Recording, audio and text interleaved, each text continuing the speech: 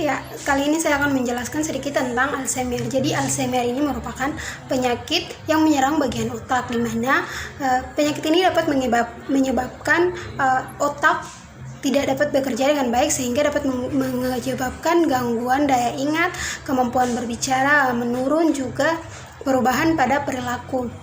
Ya, Alzheimer ini biasa menyerang orang-orang usia 65 tahun ke atas, dan juga biasa dikenal sebagai pikun atau demensia, di mana mereka sulit mengingat aktivitas-aktivitas yang telah mereka lakukan. Mereka juga akan sulit mengingat wajah, tempat, objek yang sebelumnya pernah mereka ingat.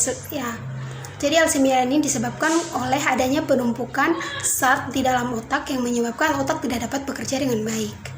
Penyebab dari Alzheimer ini belum dapat diketahui apa penyebab pastinya, namun beberapa penelitian mengatakan bahwa Alzheimer ini terjadi karena adanya pengendapan protein di dalam otak yang menyebabkan terjadi kerusakan pada otak, sehingga terjadi kekurangan nutrisi sel-sel yang ada di dalam otak. Hal ini menyebabkan otak tidak dapat bekerja dengan baik karena kekurangan nutrisi dan menyebabkan gangguan ingatan. Ya, adapun tanda dan gejala yang sering ditunjukkan pada orang-orang demensia atau pikun atau Alzheimer ini yaitu gangguan daya ingat, sulit fokus, sulit melakukan kegiatan sehari-hari yang sebenarnya sudah familiar, disorientasi, kesulitan memahami, fisiospesiasi. Jadi gangguan daya ingat yang terjadi pada pasien pikun ini contohnya seperti dia tidak dapat mengingat 5 atau 4 dari beberapa objek, 10 atau 6 objek yang diberikan, sehingga kayak dia tidak dapat mengenali objek yang sudah diperkenalkan padanya beberapa menit yang lalu. Kemudian sulit fokus. Di sini mereka sulit untuk berkonsentrasi pada satu hal. Jadi pikiran mereka terbagi-bagi antara beberapa hal.